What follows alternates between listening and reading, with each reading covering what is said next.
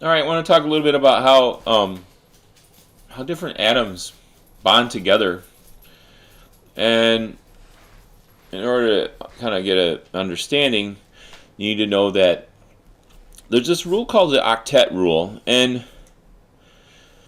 really it means it's that atoms are stable when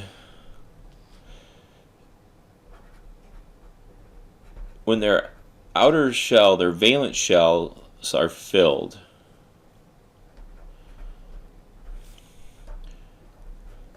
And the reason why it's called octet rule is because, in general, many of the valence shells hold 8 electrons only, with the exception of the first energy level that only holds 2, but all the others hold 8. So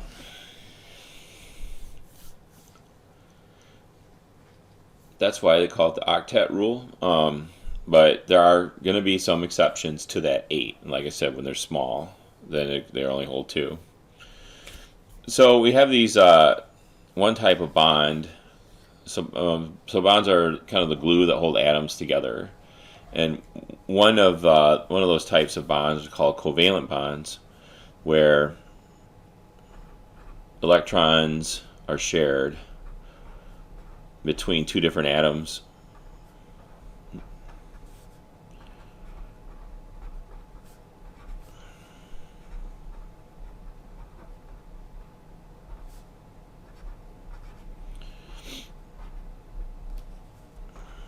And this is going to happen, or this is going to occur between nonmetals and nonmetals.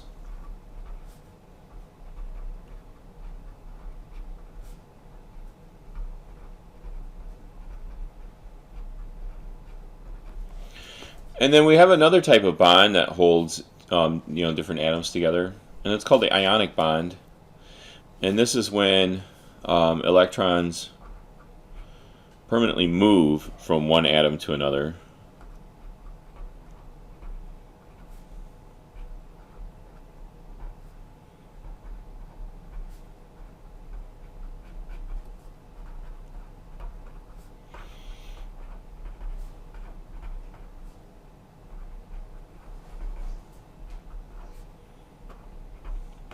And this actually occurs between metals and nonmetals.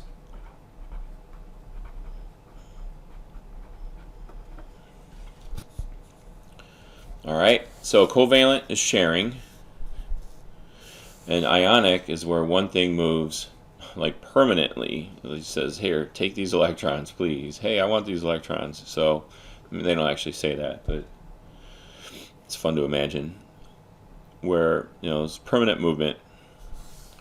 Covalent is nonmetals and nonmetals. Ionic is metals and nonmetals. So I don't expect you to know offhand what metals and nonmetals are. However, I'm full of tricks. And we've got our periodic table here. And I'm going to show you this little stair step thing over here. So this whole area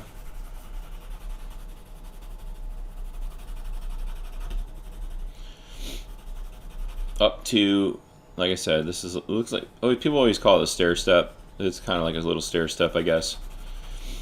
These are the nonmetals, and let's not forget hydrogen.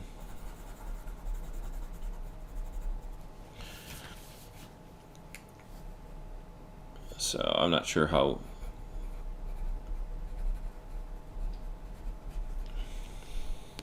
I don't know if that showed up very well.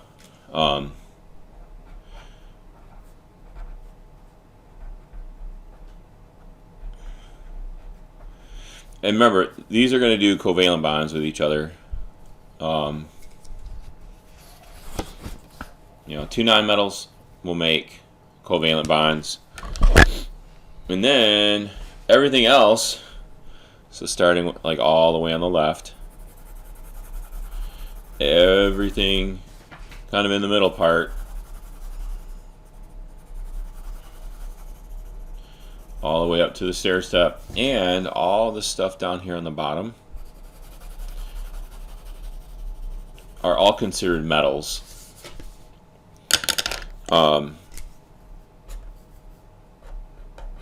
So then a metal and a nonmetal, they will make an ionic bond. Nonmetals and nonmetals will make a covalent bond. So let me take a moment and just kind of show you how to make some covalent bonds. First thing you need to know is how to draw what's called a Lewis structure.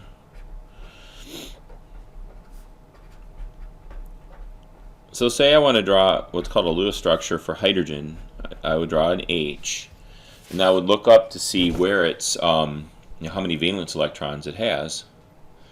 So if I'm looking here, it's in group 1, so it's going to have one valence electron. So I just draw a little dot, boom. Let's just say I'm doing carbon.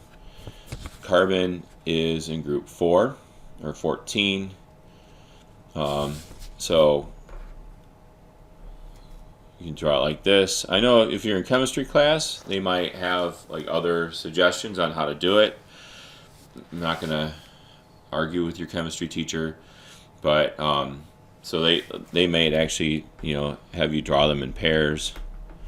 But I do know that it's easier for carbon to draw it like that. What I will say is that it's very helpful to draw them with like 4 different sides. So for instance, I have oxygen here. It has 6 electrons in its valence shell. It's easier to say, so I got like a top side, I draw it to here. I got this side on the right, I draw it here, and I got the bottom side down here. And you draw them like in pairs, because over time, if somebody's kind of drawing them like this, it's hard to tell like what's going on. But if you draw them in pairs on one of the 4 sides, it's quite a bit more organized. So let me give you some examples. One of the simplest examples of a covalently bonded molecule is just H2, or hydrogen gas.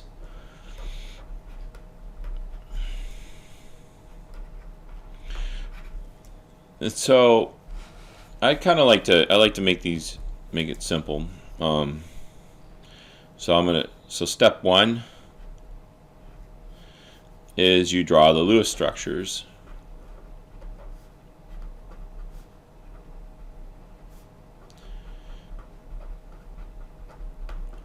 So if I was going to do something like H2, I would draw an H with a dot, and then since there's 2 H's, I'm going to draw another H with a dot. Step 2, connect the dots.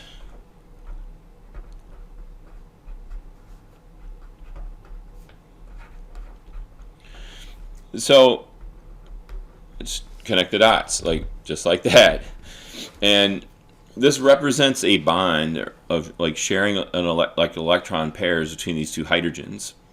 All right. And since there's only one line, it's called a single bond, single covalent bond. And then step 3 is you count. So between the 2 of them, they have 2 electrons. All right. And since hydrogen is small, its valence shells are full. So we're done. All right. Let me show you another example.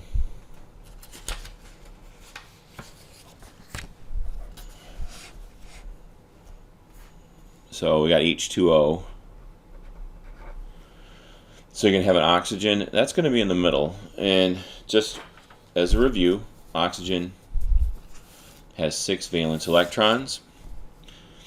So I'm going to draw them 1, 2. I'm going to put them out like this and like this on the side, because I'm going to have a hydrogen over here and another hydrogen over here. So that's step 1 of draw Lewis structures.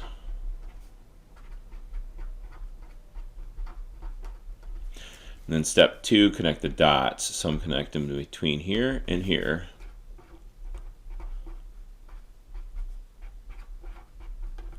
And then step 3 is we're going to count. So each of these hydrogen, they only need 2 electrons. So this hydrogen has 1, 2. This hydrogen over here has 1, 2. Remember, they're sharing. So oxygen is going to be a little trickier. So I have 1, 2, 3, 4, 5, 6, 7, 8. Remember, each bond counts as 2 electrons, and there's sharing going on. So there's sharing between the hydrogens and the oxygens. So, you know, the oxygen is good, has 8. Each of these hydrogens is good because it has 2. Let me show you an example that has more than one kind of like, let me show you what happens when we get to number 3 and we didn't, our count isn't where we'd like it to be, and that's O2. So you've seen this one before. You know that O2 has 6 electrons. If you do this too much, you're just going to know that off the top of your head. All right, so I drew my Lewis structures. Now I'm going to connect the dots. So I connect the dots. All right, and you're only going to connect. You start with just connecting one. If we just connect everything, it's going to be a mess. And then I count. So the count for each one of these is going to be the same, but I have 1, 2, 3, 4, 5, 6, 7. Okay, and so this is 1, 2, 3, 4, 5, 6, 7. That's not going to work. We need 8 for pretty much most of our atoms. So I had to go back and connect more dots. So I connect more dots here. 1, 2, 3, 4, 5, 6, 7, 8. Okay, this oxygen's good. And then 1, 2, 3, 4, 5, 6, 7, 8. This oxygen's also good. All right. So this is a double covalent bond.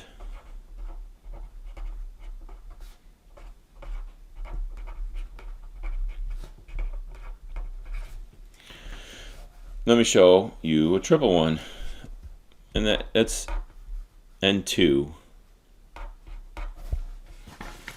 Look up nitrogen, has 5 valence electrons.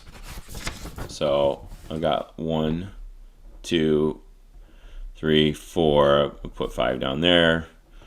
1, 2, 3, 4. Put 5 there. Connect the dots.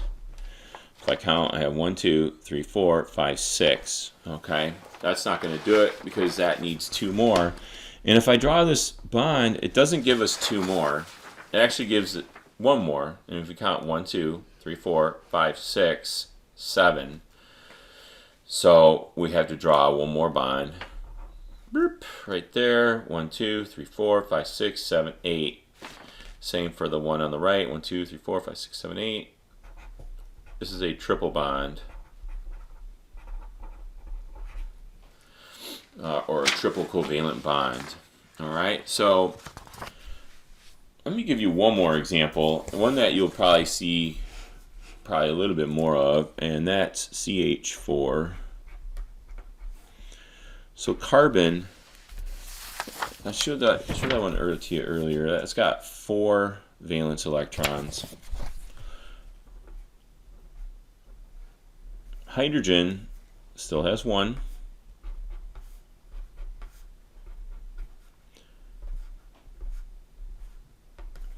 All right, so we connect the dots.